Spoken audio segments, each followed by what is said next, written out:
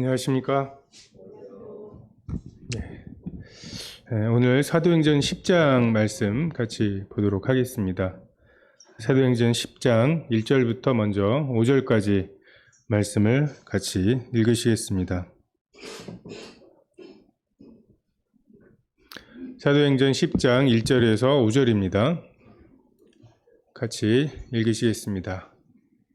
시작. 가이사랴에 고넬료라 하는 사람이 있으니 이달리아 부대라 하는 군대의 백부장이라. 그가 경건하여 온 집안과 더불어 하나님을 경외하며 백성을 많이 구제하고 하나님께 항상 기도하더니 하루는 제9시쯤 되어 환상 중에 밝히 보매 하나님의 사자가 들어와 이르되 고넬료야 하니 고넬료가 주목하여 보고 두려워 이르되 주여 무슨 일이니이까? 천사가 이르되 내 기도와 구제가 하나님 앞에 상달되어 기억하신 바 되었으니 내가 지금 사람들을 욥바에 보내어 베드로라 하는 시몬을 청하라. 장이 길기 때문에 부분 읽도록 하겠습니다. 창세기 3장이 죄가 없다가 죄가 들어온, 그래서 죄가 없던 시대와 죄가 있는 시대의 분기점이라면 사도행전 10장이 그 이전에 유대인들을 통해서 말씀하시고 다루셨던, 교훈하셨던 하나님께서 이제 교회, 유대인도 아니고 이방인도 아닌 교회를 통해서 일하시는 그 기점이 됩니다. 이 첫 번째 이방인 성도가 로마의 군대 백부장이었습니다. 유대인과 이방인이 하나 되는 것을 그것도 참 쉽지 않은 일인데, 이스라엘을 식민지 삼아서 압제하던 로마 군인, 그 중에서도 백부장을 구원하시는 것을 통해서 하나님께서 어떠한 교회를 설계하고 계신지, 정말 유대인하고 유대인에게 우호적인 이방인 정도가 아니라 정말 하나 되기 어려울 것 같은 이 두 부류가 하나가 되게 하시는 이것이 하나님의 교회에 대한 설계임을 알 수 있습니다. 그리스도의 머리 되심, 이게 교회 진리의 핵심이죠. 그리고 지금 그 그리스도께서 머리 되신 그것을 성령께서 대신하고 계시다라고 하는 시대를 살고 있습니다. 교회의 머리로서 우리가 CEO나 사장님이나 이런 분들을 보면 인사권이 있죠. 누군가를 쓰고 말고 하는, 이것이 뭔가 머리 되심 또는 이제 장이라고 하는 핵심 요소 중에 하나라면, 교회의 머리이신 성령께서 하시는 일도 그러합니다. 누구를 구원하시고 누구를 교회로 더하게 하시는지, 이것을 결정하시는 것이 하나님의 일하심이고, 그것을 통해서 교회의 어떤 방향이나 이런 것들을 정하십니다. 우리가 지난주에 9장에 사도 바울이 구원받는 장면을 보게 됩니다. 그런 배경에 있는 사람, 그리고 그런 일을 하던 사람, 그리고 어떤 상황에서 그가 구원을 받았는지, 그리고 어떤 일을 하도록 부르심을 받았는지, 이 모든 것이 하나님의 주권 아래 있었죠. 그래서 저는 요 글을 읽으면서 10여 년 전에 중국 유학생들이 오기 시작했습니다. 그래서 1명, 2명 와서 한국말도 잘 못하는데 대학을 가야 된다고 하면서 원서 쓰고, 그래서 그거 도와주고, 그리고 말도 가르치고. 근데 그때 대학을 잘 갔죠? 그죠? 어학원 차려도 될 만큼 유수의 대학을 가고, 또 청년들 중에 그 유학생들을 좀 돕고자 하는 마음들을 가진 청년들이 있고, 그리고 그 일을 위해서 자비량해서 만나고 그들에게 복음을 전하고, 또 명절이나 이런 때 캠프를 하고, 그 캠프를 통해서 또 복음을 전하고, 저희가 뭔가 의도하고 지금은 중국 유학생의 시대야 이렇게 해가지고 뭔가 선견지명을 가지고 그 일을 시작했던 것이 아니라,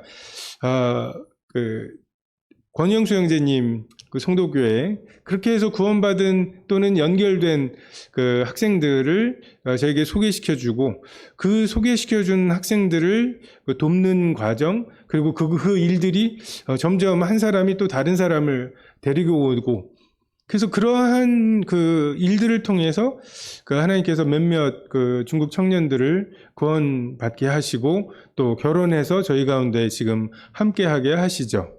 그러다가 또 그게 어떻게 사라졌는지 또 그 사역이 사라지게 됩니다. 그래서 하나님께서 정말 사도 바울이 준비되고 있다는 것을 우리는 몰라요.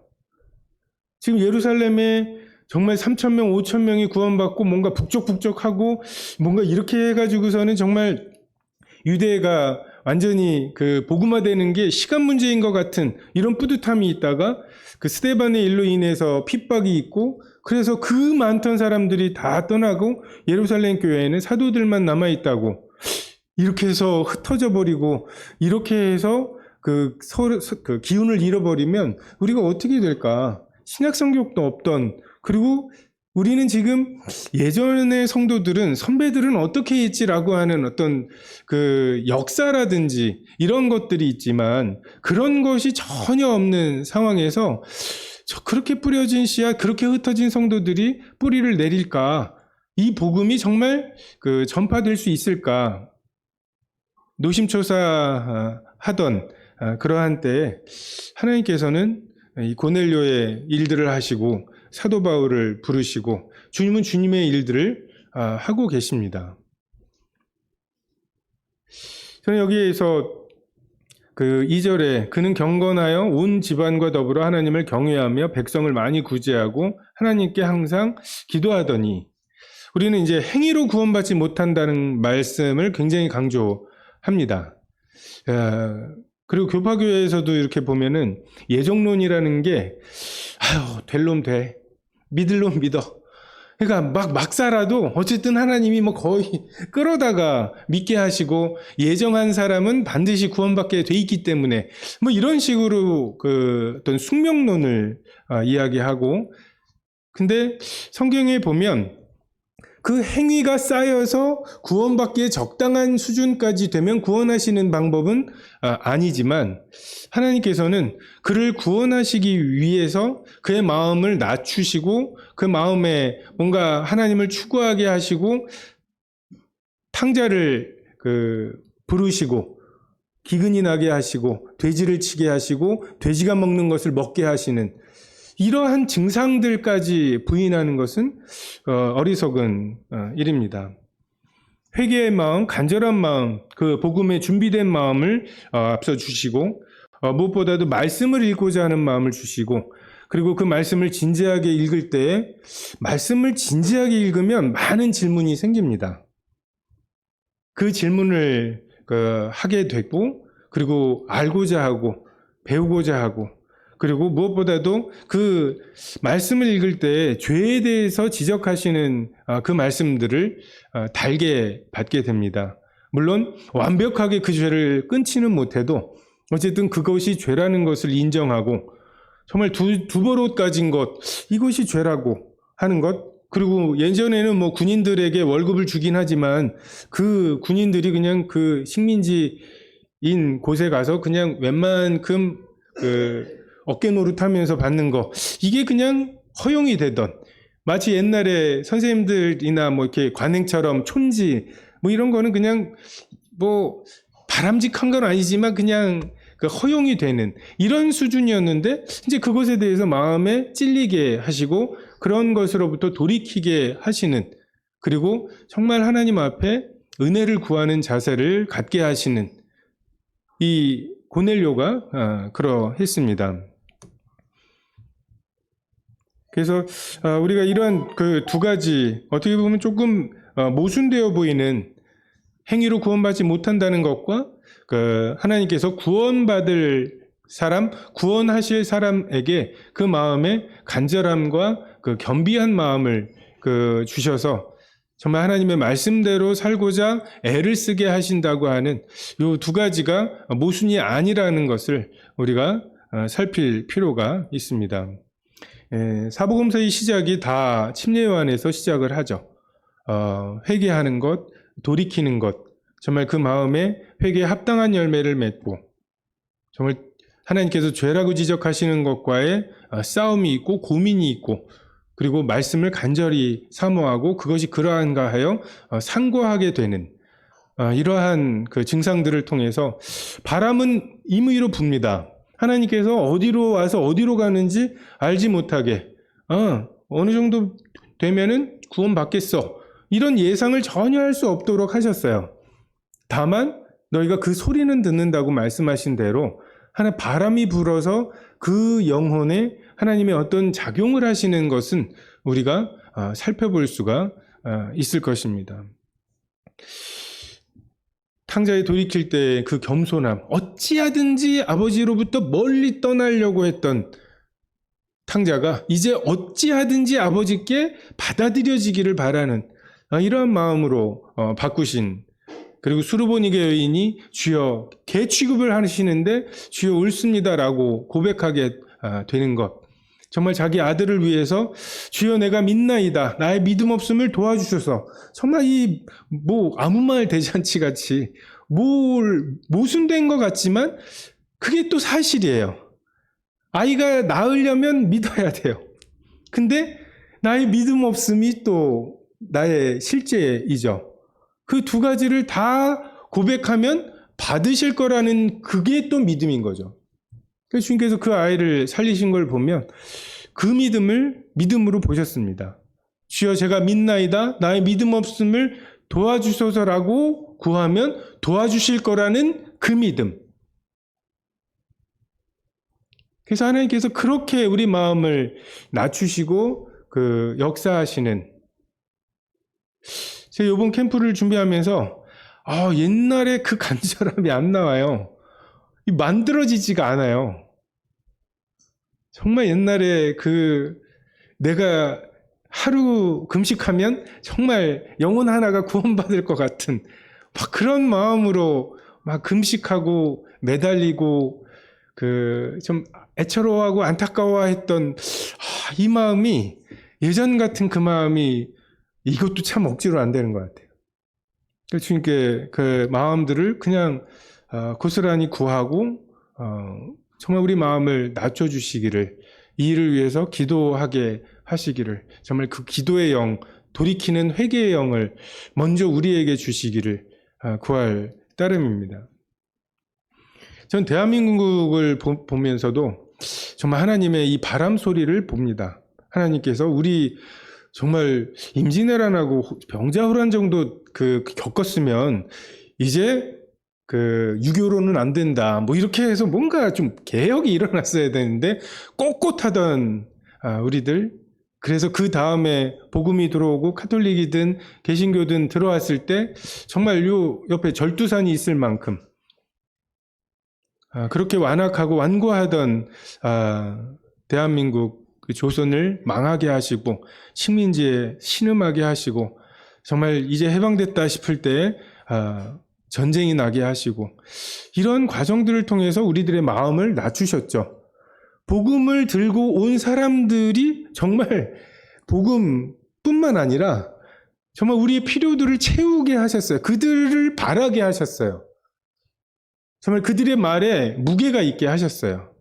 마치 바로의 출애굽 때 그 모세를 크게 보이게 하셨던 것처럼, 그래서 사람들 옆에 있는 바로 애굽 사람들에게 재물을 구하게 하시고 장차 성막을 지을 재료들을 공급하신 이런 것처럼. 근데 참 감사하게도 지금 이제 우리가 그런 위치가 됐죠. 참 많은 선교사들이 나가고, 정말 그 선교사로 나간 사람들이 강남 스타일을 자막 없이 듣을 수 있게 해주겠다, 한국어를 가르쳐 주겠다, 이렇게 해서 사람들이 모이고 그것으로 복음을 전할 수 있을 거라고, 정말 우리나라가 그 정도가 될 거라고 누가 생각을 했겠습니까? 하나님께서 그렇게 만드셨죠. 정말 한국에서 옷이 가고 막 하면 정말 그 옷을 나눠주는 게 옛날에 그 미국에서 뭐 구제품 이런 것들이 오면 정말 그 교회에서 그걸 나눠받고 그래서 크리스마스에 대한 추억이 있고 뭔가 그 새로운 세상 같은 이런 이미지를 그 우리를 통해서 이루고 계시다는 것이 참 하나님께서 일하시는 증거라는 생각이 듭니다. 그래서 이러한 일들을 통해서 하나님은 그 우리의 마음을 모으시고 이 고넬료의 마음에 정말 간절한 마음, 정말 하나님 앞에 은혜를 입고자 하는 마음, 내가 은혜를 사고자 하는 마음이나 아니면 이 정도 했으니까 은혜를 주셔요 라고 하는 어떤 그 주장하는 마음이 아니라 겸비한 마음을 주시는 것, 이것이 구도자들의 합당한 모습이라고 생각이 듭니다. 9절에 보면 이튿날 그들이 길을 가다가 그 성에 가까이 왔을 그때 베드로가 기도하려고 지붕에 올라가니, 일단 고넬료는 그 천사의 음성에 따라서 사람을 보냅니다. 근데 이 유대인들의 어떠함을 우리가 잘 알죠. 심지어 예수님을 십자가에 못 박으려고 할 때 6월절이었잖아요. 총독을 불러내잖아요. 왜? 이방인의 집에 들어가서 뭔가 부정해질까봐. 그래서 6월절을 제대로 못 지킬까봐 총독을 불러내요. 이 정도의 사람에게 고넬료의 집에 와서 복음을 전해달라고 구하는 것이 어떤 의미일지, 그들이 허락할지, 더구나 다른 사람도 아니고 베드로 정말 그 지도자급인데, 근데 우리는 큰 그림을 알 수가 없습니다.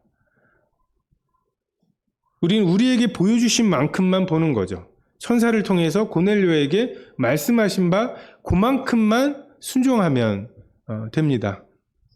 그리고 성에 가까이 왔을 때 그때에 하나님이 베드로를 준비시키시죠. 이게 머리로서 각각을 하나님이 조율하시고 준비하시는 거예요. 우리가 막 그것을 다 조율하려고, 다 생각하려고,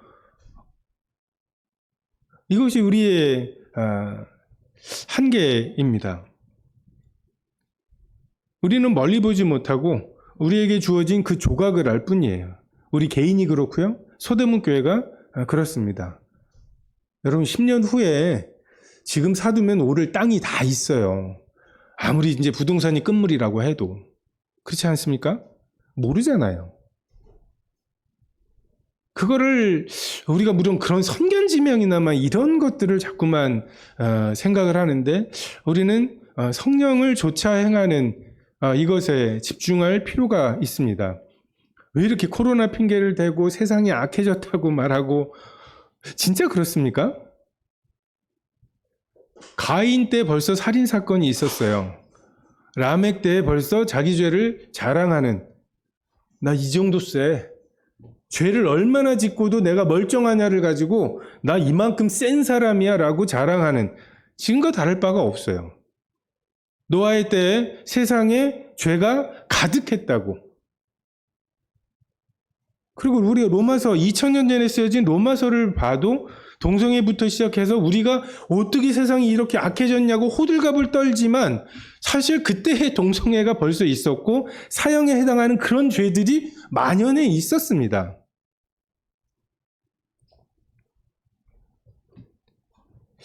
우리는 우리에게 하나님이 주신 믿음의 분량대로 그리고 은사대로 생각할 필요가 있습니다.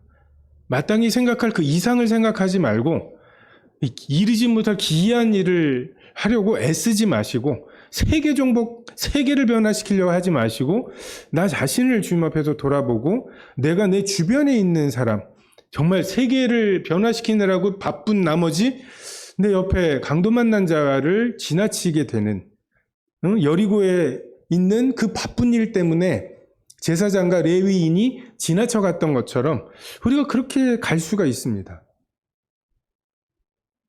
정말 우리에게 하나님이 보여주신 그 범위 내에 적어도 그 범위 내에 있는 강도 만난 자는 내가 놓치지 않겠다.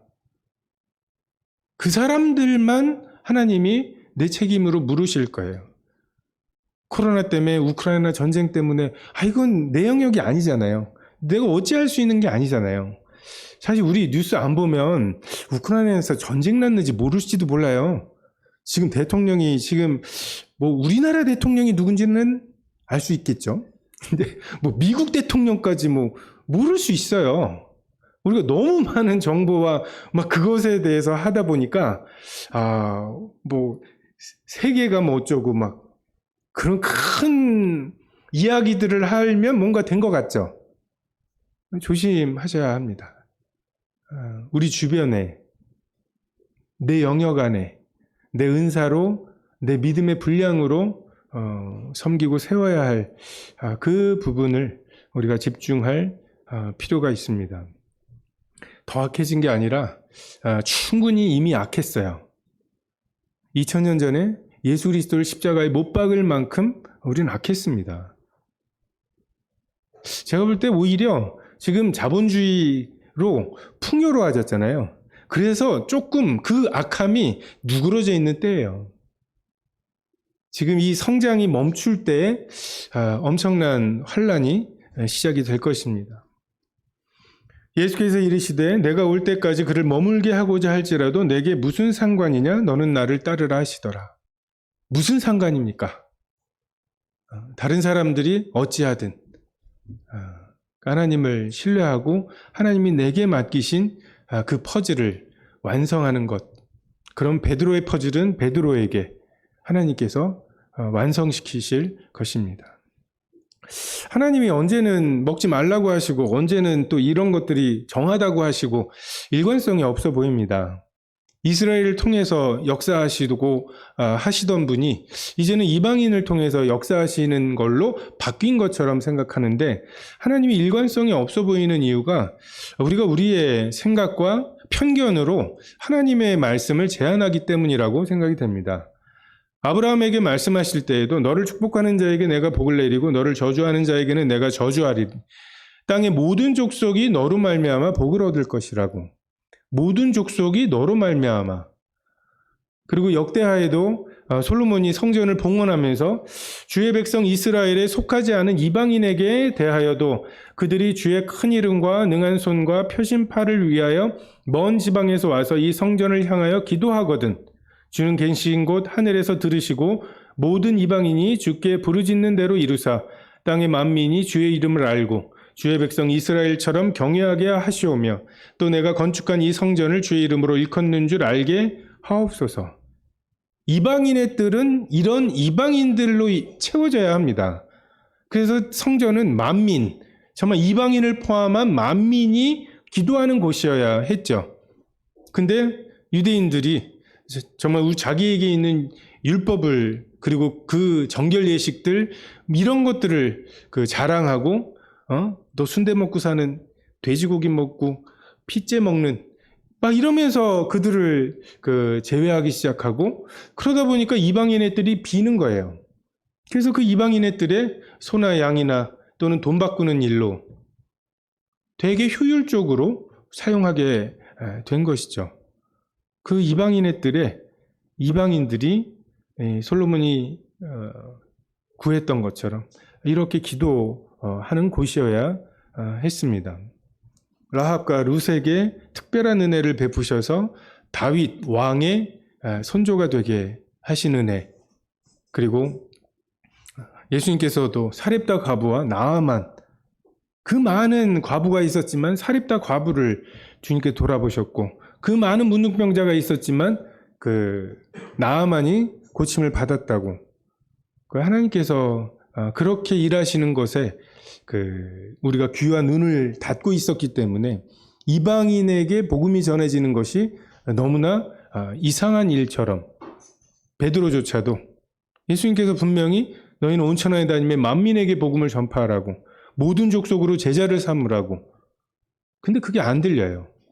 심지어 얼마 전에 말씀하셨잖아요. 승천하시기 직전에 예루살렘과 온 유대와 사마리아와 땅끝까지 말씀하셨음에도 베드로의 마음에 이 묶였던 것, 하나님이 정하다고 말씀하신 것을 여전히 속되다고 말하는 이러한 것이 있고, 그래서 하나님이 일관되지 못하다고 생각하게 됩니다. 빌라델비아 교회의 사자에게 편지하라. 거룩하고 진실하사 다윗의 열쇠를 가지시니 곧 열면 닫을 사람이 없고 닫으면 열 사람이 없는 그가 이르시되. 예수님은 이런 분이십니다. 열면 하나의 문을 여시고 하나의 문을 닫으실 수 있어요. 여시면 닫을 사람이 없고 닫으면 열 사람이 없습니다. 두루도는 화영검으로 생명나무를 지키게 하시면 정말 그 누구도 구원 얻는 그 길을 스스로 알아낼 수가 없어요.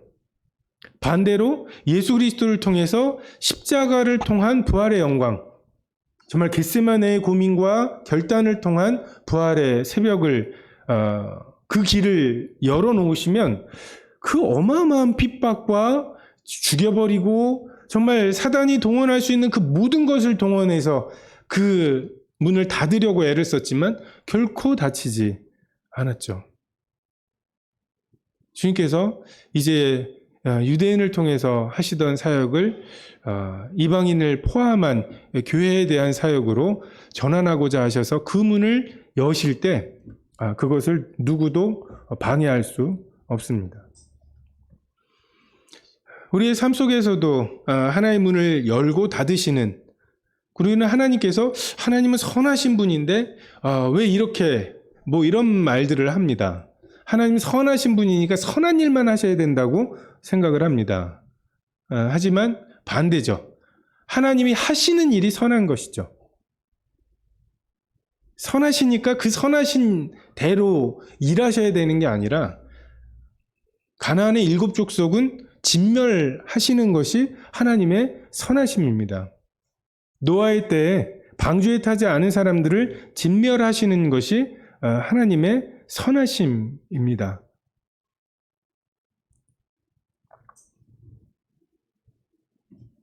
저희 삶 속에도 보면 제가 재수를 할 때 죽은 시인의 사회라는 영화를 보고 선생님 해야겠다 라는 생각을 하고 이제 선생님을 할 과를 선택을 했습니다. 근데 이제 대학생활 하면서 뭔가 이렇게 성경 공부를 좀 해보고 싶다 라는 생각을 하고 유학 준비를 한 2년을 꼬박 했고요.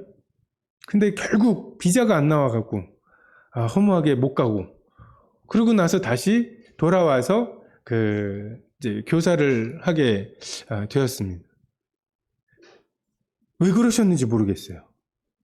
왜 나름 확신이 있었거든요. 이 성경 공부를 하고 오라고 하시는 어떤 주님의 뜻에 대한 확신이 있었는데 왜 그것이 막혔는지, 2년 동안 뭘 했는지 되게 의아하고 지금도 모르겠습니다. 다만 이제 제가 91학번이어가지고 98년도에 졸업을 했거든요. 근데 97년도에 IMF가 왔죠. 그래서 98년도 2월 달에 저희 졸업하는 저희 동기들 중에 기업 이렇게 회사에 붙었다가 다 취소당했어요. 있는 사람도 내보내는 판이니까. 그래서 쓸데없이 취직 공부 안 하게 하신 건가? 지금 나름 유추하는 게 그 정도입니다. 그러니까 하나님께서 그렇게 그냥 어떤 길을 여셨다가 닫으시고 또 닫으셨다가 또 여시고, 그걸 하나님의 임의로 일들을 하시고 그 일들을 통해서 우리가 무엇을 경험하게 하신지는 경험했지만 무엇을 피하게 하셨는지는 또 모르는 거죠. 그래서 범사에 감사해야 되는 이유 중에 하나인 것 같습니다. 뭘 피하게 하셨는지는 여전히 모르는 채로 베드로에게 환상을 보여주시죠. 정한 짐승과 부정한 짐승의 차이. 어떤 분들은 레위기에 나오는 정한 짐승, 부정한 짐승, 이걸로 건강법 같은 걸 하시는데, 정한 짐승과 부정한 짐승의 가장 큰 기준은 분리입니다. 굽이 있고 되새김을 하는, 그래서 굽이 있어서 이 땅과 그냥 접촉하지 않는, 그리고 어떤 곤충들도 뛰거나 날 수 있는, 그 뭔가 땅과 분리될 수 있는, 그리고 비늘이 있어서 물 속에 있지만 물과 분리될 수 있는, 이것이 핵심이죠. 반대로 모세에게는 내가 선 곳은 거룩한 곳이니 신을 벗으라고, 거룩함과 접촉하도록 요구하시죠. 마치 예수님께서 그 문둥병자에게 손을 대셨을 때 문둥병자의 부정함이 예수님에게로 전이 된 것이 아니라 예수님의 거룩함이 문둥병자에게 그 치료로 전이 된 것처럼, 그래서 하나님께서 한시적으로 이스라엘 백성을 이런 초등학문에, 초등교사 밑에 9시 전에 꼭 들어야 돼, 10시니까 이빨 닦고 자야지, 이건 이제 초등학교 학생들에게 하는 이야기죠. 그렇게 다루실 때가 있는 것입니다. 그리고 하나님께서 예수 그리스도를 통해서 온전한 하나님의 사랑, 그리고 하나님의 온전한 죄에 대한 진노, 그리고 예수님께서 보여주신 하나님 사랑과 이웃 사랑의 기준으로 우리가 얼마나 그 영광에 도달하지 못하는지, 죄에 대해, 의에 대해, 심판에 대해서 책망해 주시고, 이제 그것을 통해서 우리의 죄를 처리하시고, 그냥 내가 이걸 만졌어, 난 부정해, 이 수준의 그 죄책감이 아니라 정말 예수님의 그 삶을 기준으로 우리 삶의 죄책감을 느끼도록 인도하고 그 섭리하기로 결정하십니다. 17절에 보면 베드로가 그 본 바 환상이 무슨 뜻인지 속으로 의아해 하더니 마침 고넬료가 보낸 사람들이 시몬의 집을 찾아 문 밖에 서서, 무슨 뜻인지 의아해 하도록 하시는 것, 하나님께서 우리 마음에 하나님의 말씀을 머물게 하시는 방법 중에 하나입니다. 니고데모에게 모세가 광야에서 뱀을 든 것 같이 인자도 들려야 하리니, 모세가 광야에서 뱀을 든 것은 너무나 잘 알고 있는 말씀이죠. 근데 인자도 들려야 하리니, 이 말씀은 무슨 말씀인지 의아해 하도록 남겨두시는 것이죠.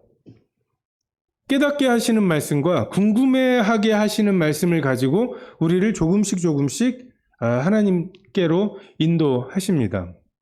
어떤 말씀 하나가 남게 하셔요. 변화산상을 경험한 제자들에게 죽은 자 가운데서 살아나기 전에는 이것을 말하지 말라고, 제자들이 의아해하죠. 죽은 자 가운데서 살아나는 게 무슨 뜻이냐, 조금 있으면 나를 보지 못하겠고 또 조금 있으면 나를 보리라 함으로 너희가 서로 문의하느냐, 이게 무슨 말씀이지? 이 말씀을 어떻게 해석해야 되지? 무엇을 말씀하시는지 우리가 알지 못하겠다. 그렇게 해서 우리 마음에 이게 이해되지도 않고 그렇다고 잊혀지지도 않게 얹힌 것처럼, 그래서 그걸 계속 생각나게 하시고 그것을 생각하게 하시고, 이게 이런 뜻인가? 어떤 사람이 어떤 말이 평소 같으면 그냥 흘러갔을 그런 말들, 경험들이 혹시 이런 뜻인가? 혹시 이것을 이해하게 하시기 위해서 이런 말씀을 내 마음에 두셨나? 베드로가 만약에 이런 경험이 없었으면, 원래대로라면 베드로는 예수님이 하신 말씀, 만민에게 복음을 전파하라, 모든 족속으로 제자를 삼는 거다, 땅끝까지 이르러 내 증인이 되리라, 이 말씀을 간절한 마음으로 밟고 그것을 성령께서 깨닫게 하시고 그가 모든 진리 가운데로 너희를 인도하시고 내가 너희에게 말한 모든 것을 생각나게 하시는 역사를 통해서 깨달았어야 해요. 하나님의 일반적인 방법은 사실 그것입니다. 우리에게 원하시는 것, 우리가 자꾸만 환상 보여주시면 믿기 쉬울 것 같이 생각하는데 그렇진 않아요. 그것은 인격적으로 우리와 사귐을 갖기 원하시는 그 하나님의 일반적인 방법은 아닙니다. 제가 볼 때는 베드로가 좀 연약했던 것 같아요. 아직도 자기의 어떤 유대인에 대한 자부심이나 편견, 이런 것에 매여 있는.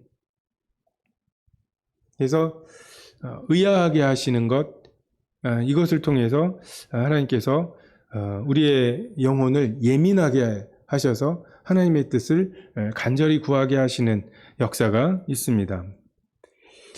의아하게 하시면은 아직 깨닫게 하시지 않고 그럴 때에는 그냥 의아한 채로 내 마음에 아직 결론이 안 난 채로 그렇게 주님 앞에 있는 것이 합당합니다. 베드로가 예수를 붙들고 항변하여 이르되 주여 그리 마옵소서 이 일이 결코 죽게 미치지 아니하리이다. 주님께서 예루살렘에 가서 제사장에게 넘겨주고 고난을 받고 죽임을 당하고 사흘 만에 살아날 거라고 말씀하시면 뭔지 모르겠잖아요. 그 말씀이 무슨 말씀인지. 그러면 묻든지. 요한복음 16장에 보면 예수께서 그 묻고자 함을 아시고 묻지 않아도 대답해 주시는 주님께서 물으면 참 친절하게 대답해 주실 텐데 베드로는 주를 붙들고 항변하여 이르되 주여 그리 마십시오.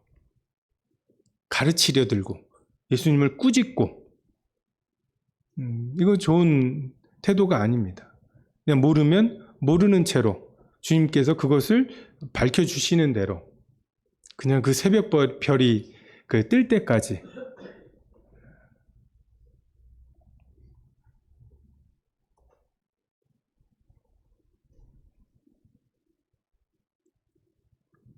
(25절에) 보면 이튿날 일어나 그들과 함께 갈새 요바에서 온 어떤 형제들도 함께 가니라.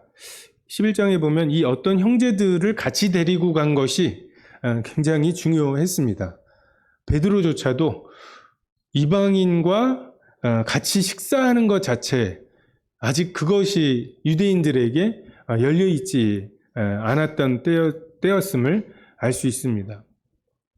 28절에 보면 이르되 유대인으로서 이방인과 교제하며 가까이 하는 것이 위법인다. 지금 복음을 전하고 이런 것을 논하기에 너무 앞서간 거고 베드로는 지금 내가 지금 너희들과 교제하고 가까이 하는 것이 지금 위법인데 지금 환상을 보여주셨기 때문에 왔다. 라고 말하는 수준입니다.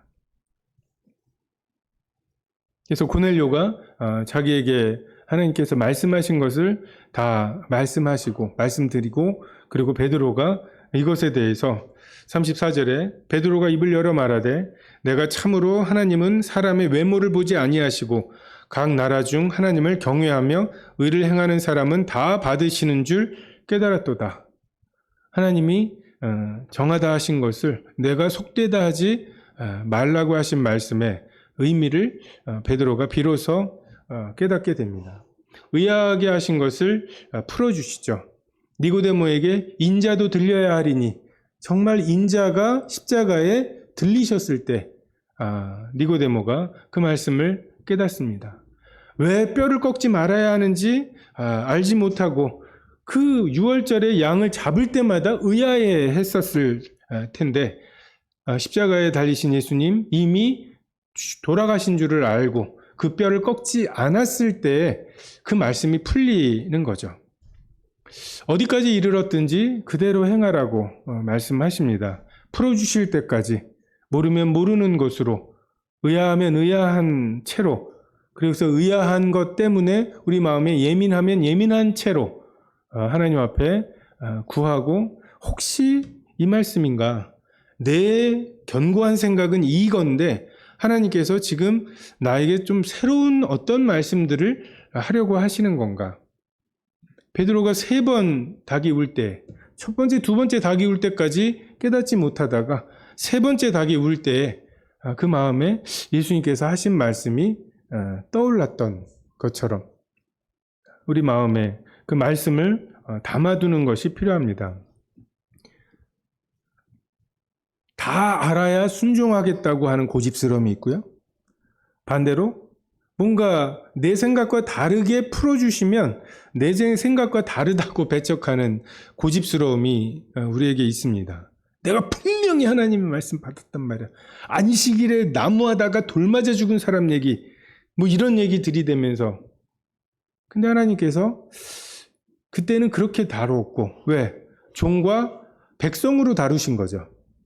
그 율법으로 이스라엘 백성들을 다루신 섭리는 네가 종으로서는 나에게 충성할 수 있는지, 나의 백성으로서는 합당한지, 이걸 시험하셨고, 결국 율법에 그들이 도무지 도달할 수 없는 것을 알려주셨죠. 자기는 종과 백성으로도 합당하지 못한 것을 알려주시고, 그런데 하나님이 찾으시는 것은 아들이요 신부라는 것을 알려주심으로, 만약에 우리의 기준이 신부에 합당하냐, 정말 하나님을 사랑해야 되는 게 아니라 사랑하느냐를 물으시는 것, 그 기준에는 우리가 도달할 수 없다는 것을 깨우쳐 주시는 섭리였죠. 그렇게 풀어주실 때까지 기다릴 필요가 있고, 풀어주기 전까지 순종하도록 말씀하신 것에 우리가 우리의 충성을 다할 필요가 있습니다. 그리고 풀어주시면 하나님이 정하다고 하신 것을 내가 속되다고 고집하지 말아야 할 필요가 있습니다. 36절부터 베드로의 복음이 나옵니다. 36절부터 43절까지 한 절씩 교독하도록 하겠습니다. 36절부터 43절입니다. 제가 먼저 읽겠습니다. 만유의 주 되신 예수 그리스도로 말미암아 화평의 복음을 전하사 이스라엘 자손들에게 보내신 말씀,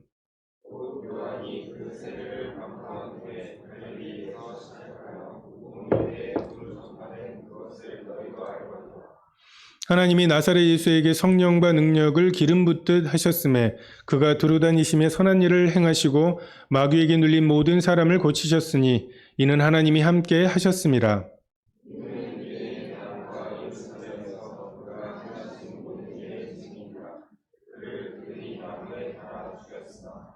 하나님이 사흘 만에 다시 살리사 나타내시되 모든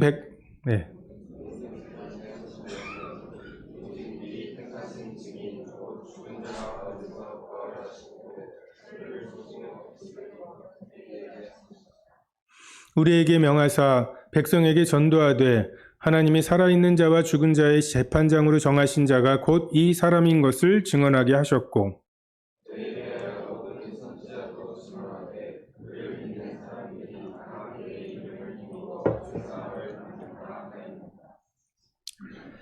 화평의 복음을 전하셨습니다. 샬롬이죠. 하나님과의 화목입니다. 내가 벗었으므로 두려워하여 숨었나이다 라고 했던 사람들이 이제 하나님과 화평하게 된, 잠언에 보면 노엽게 한 형제와 화목하기가 견고한 성을 취하기보다 어려운즉 이러한 다툼은 산성 문빗장 같으니라. 정말 우리와 하나님 사이에 어그러진, 그리고 하나님이 말만 하면 오해하고 왜 그러세요? 왜 나한테? 하면서 막 버티고 고집 피우고, 정말 아버지 집에 얼마나 풍족한 일꾼이 많았는데 그게 안 보였어요. 빨리 아버지 재산 받아서 먼 나라라고 해서 허랑방탕하는 것, 정말 이것이 가장 행복한, 정말 자기의 꿈일 만큼 아버지 집을 떠나는 것, 이것이 좋아 보였습니다.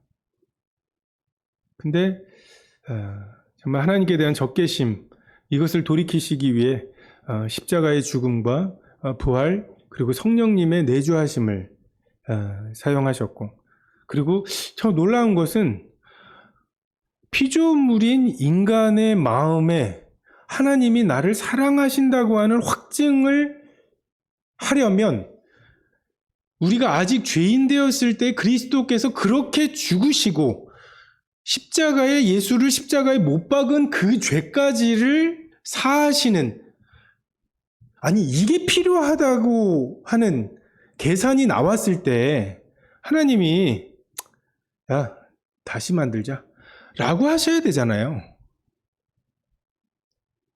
근데 하나님은 자기 아들을 아끼지 않으셨죠. 자기 아들의 희생이 필요하다라고 하는 계산이 나왔는데 흔쾌하게 그 아들을 내어주셨다고 말씀하시죠.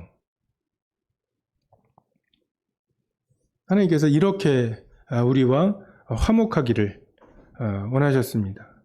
하나님과 우리가 화목되고 이제 하나님과 화목된 유대인, 하나님과 화목된 이방인이 이제 서로가 서로와 화목되어서 이 둘이 한 성령 안에서 하나님의 집으로 지어져 가는, 이것이 교회에 대한 하나님의 설계입니다. 나사렛 예수의 복음을 전합니다. 나사렛에서 무슨 선한 것이 나올 수 있겠냐? 갈릴리에서 무슨 선지자가 나올 수 있겠냐? 이러한 동네였습니다. 뭐 위인들, 영웅들의 이야기가 아니에요. 나라를 정복하거나 무찌른 이러한 이야기가 아닙니다. 어떻게 보면 되게 초라한 이름이죠. 나사렛? 거기가 어딘데? 예수는 또 누구야? 굉장히 설명해야 될 게 많은, 근데 베드로는 나사렛 예수의 복음을 전합니다. 그분의 능력은 땅을 정복하거나 나라를 굴복시키는 능력이 아니라 모든 믿는 자에게 구원을 주시는 능력이죠.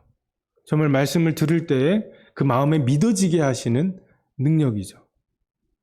천하보다 귀한 그 영혼을 구원하시는 능력입니다. 십자가의 죽으심과 부활을 선포합니다. 사도행전 2장에 그런즉 이스라엘 온 집은 확실히 알지니 너희가 십자가에 못 박은 이 예수를 하나님이 주와 그리스도가 되게 하셨느니라.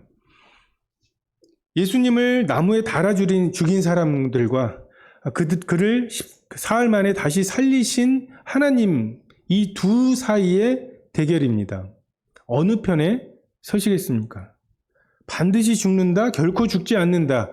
이 싸움의 양상이 변하질 않아요. 우리는 십자가에 못 박아 죽여야 되는, 근데 하나님은 그를 죽은 자 가운데서 살리신, 누가 옳겠습니까? 무엇이 진리겠습니까? 우리는 이 두 사이에서 선택해야 할 필요가 있습니다. 그리고 심판주이심을 증거합니다. 예수님은 재판장이실 뿐만 아니라 자기 자신이 재판의 기준이 되십니다. 예수님처럼 하나님을 사랑했느냐, 예수님처럼 이웃을 사랑했느냐 물으실 것이고, 그리고 그 기준 앞에서 우리의 의로움은 더러운 옷과 같을 것입니다. 정말 내 더러운 옷을 인정하고 그것을 벗어서 정말 하나님이 주시는 예복을, 그 가죽옷을 은혜로, 감사로 받은 사람들, 그들 외에는 이 심판을 견딜 수 있는 사람이 없습니다. 홍수의 심판에 산을 오르거나 정말 물에 잠기지 않을 탑을 쌓아서 그 심판을 견딜 수 있다고 착각하는 것, 정말 자기의 능력이 대단한 줄 아는 거죠. 그리고 하나님의 죄에 대한 진노가, 그리고 예수 그리스도를 십자가에 못 박고 정말 예수 그리스도를 배척한 사람들에 대한 하나님의 진노가 얼마나 크신지, 지옥이 영원한 이유가 그거잖아요. 정말 내 사랑하는 아들, 내 기뻐하는 아들을, 하나뿐인 독생자를 내어주셨는데 그 독생자를 거절한 사람들에 대해서 하나님은 아무것도 섞이지 않은 하나님의 진노의 포도주를 쏟아 부으실 것이고, 또 그것이 영원토록 조금도 누그러지지 않습니다. 예수 그리스도가 재판장이시고 예수 그리스도가 재판의 기준이 되신다고 하는 것, 우리가 이것을 경외함으로 받을 필요가 있습니다. 44절에 베드로가 이 말을 할 때 성령이 말씀 듣는 모든 사람에게 내려오시니, 베드로와 함께 온 할례 받은 신자들이 이방인들에게도 성령 부어 주심으로 말미암아 놀라니. 이게 하나님의 도장입니다. 하나님께서 이방인에게도 성령을 주시고, 그러면 하나님께서 이제 이방인까지도 듣고 믿을 때에 성령 받는 것으로 구원하시는 이 구원의 길을 여시는 거죠. 베드로의 태도가 합당합니다. 47절에 이에 베드로가 이르되 이 사람들이 우리와 같이 성령을 받았으니 누가 능히 물로 세례 베풀물 금하리요 하고 명하여 예수 그리스도의 이름으로 세례를 베풀라 하니라. 그들이 베드로에게 며칠 더 머물기를 청하니라. 우리는 우리의 생각, 우리의 기준, 그리고 심지어는 우리가 하나님께 받은 기준들이라 할지라도 그것이 하나님께서, 그 성령님께서 또 예수 그리스도를 통해서 뭔가 새롭게 말씀하실 때 우리가 그것에 대해서 하나님의 문을 여시고 닫으실 수 있는 그 주권을 인정할 필요가 있습니다. 안식일에 선을 행하는 것이 옳다고 말씀하시고 안식일에 안식하게 만드는 것이 합당한 것이죠. 그리고 안식일의 주인이라고 말씀하시는 그 주님의 말씀을 우리가 받을 필요가 있습니다. 이 환상이 무엇을 의미하는지 의아해했던 베드로에게 하나님의 음성으로 이것이 확정이 되었습니다. 자기의 유대인으로서 이방인과 교제하며 가까이 하는 것이 위법이라고 하는 자기의 생각을 내려놓았습니다. 하나님께서 우리의 연약함을 아십니다. 우리 연약할 수 있어요. 충분히 말했어, 베드로. 자, 이제 바울을 통해서 나 이방인들을 위한 사역을 할 거야. 만약에 그렇게 했다면 유대인과 이방인의 교회가 하나 되기 참 어려웠을 거예요. 근데 바울을 준비시키시되 베드로를 통해서 이 일을 하시죠. 베드로가 비난을 받는 수준이죠. 근데 그 일을 베드로에게 감당케 하시고 베드로를 통해서 이방인에게도 하나님이 성령을 주시고 구원하신다. 이것이 인정받게 하신 후에 사도 바울을 통해서 이방인의 사역을 하십니다. 베드로의 연약함을 주님께서 꾸짖거나 아니면 내가 지금 너한테 모든 족속을 얘기하는 게 몇 번인데 라고 말씀하지 않으시고 이런 방법으로 하나님께서 베드로의 연약함을 도우십니다. 아들을 낳을 거라고 하는 말씀을 사가랴에게도 하시고 마리아에게도 하시죠. 근데 사가랴가 못 믿었을 때에는 벙어리가 되게 하시죠. 믿을만 했으니까. 근데 처녀가 잉태해서 아들을 낳는다? 마리아는 못 믿을만 했죠. 그것에 대해서 말씀으로 도우시죠. 그리고 아들을 메시아가 오신다고 하는 것을 사가랴에게는 천사로, 마리아에게는 가브리엘을 직접 보내시고 요셉에게는 꿈으로, 동방박사에게는 별로, 그리고 헤롯에게는 율법을 해석하는 것으로 정말 다양하게 알아들을 수 있게 말씀하십니다. 우리가 거역하려고 그렇게 했을 때 너희가 피곤하여 낙심치 않기 위하여 죄인들이 이같이 자기에게 거역한 일을 참으신 자를 생각하라고. 우리가 거역하려고 하고 하나님의 말씀을 막 따르지 않으려고 애를 쓸 때조차도 하나님께서 우리를 은혜로 베푸셔서 구원하셨다면 이제 우리가 주님 앞에서 좀 주님 잘 섬겨보려고 근데 연약해서 내 생각에 사로잡혀서 난 이게 옳다고 보여서 그렇게 행동할 때 주님께 내가 혹시 못 보는 것이 있으면 알려달라고, 보여달라고. 그리고 그 의아함을 품게 하신 그 하나님의 말씀을 간직하고 그래서 그 예민함으로 혹시 이 예배 시간에 말씀하실까? 혹시 오후 나눔 시간에 말씀하실까? 통독하는 동안에 말씀하실까? 사슴이 시냇물을 찾기에 갈급한 것처럼 갈급하게 기다리게 될 때 베드로가 그 환상이 이런 뜻이구나 라고 하는 것을 깨달았던 것처럼 우리도 동일하게 그 연약함을 도우시는 은혜로 인해서 우리 마음에 그 정말 흔쾌하게 그리고 확실하게 그 말씀의 의미를 알게 하시리라고 생각이 됩니다. 정말 질서의 하나님, 그리고 정말 전지적 관찰자 시점, 유일하게 합당한 그 전지적 관찰자 시점이라는 말이 유일하게 합당한 분이 하나님이시죠. 정말 그분은 모든 것을 관찰자 시점 위에서 보시죠. 우린 여기서 핍박을 당했습니다. 쫓겨났습니다. 사마리아에서 복음을 전합니다. 그리고 그들에게 베드로와 요한이 와서 그 안수를 하니까 성령을 받습니다. 또 빌립을 불러서 그 이디오피아 내시를 만나게 하시고, 그러니까 막 우린 요 그림만 알아요. 근데 어느 한 구석에서 바울을 준비시키시는 일, 그리고 그 바울이 정말 다소의 로마 시민권을 가지고 헬라 사람들, 그 철학자들하고 논쟁을 할 만큼 이러한 준비가 되어가고 있는 것은 하나님만 아시는 거죠. 주님이 그 일들을 채우실 것입니다.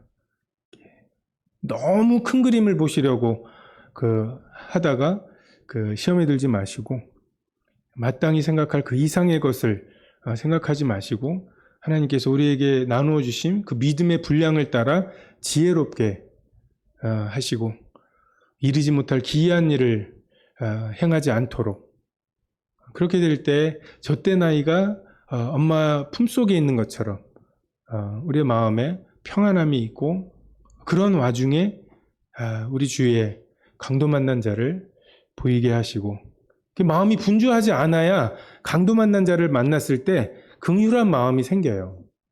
뭔가의 마음이 막 분주할 때 기다려봐 하면서 막 짜증내고. 그래서 이 초대교회 주님께서 그 일들을 하셨다면 오늘날에도 지금 누군가를 준비시키시고 누군가에게 어떤 마음의 소원을 주시고, 그리고 그것에 순종하게 하시고 준비케 하시는 여전한 역사를 신뢰할 필요가 있습니다. 기도하겠습니다.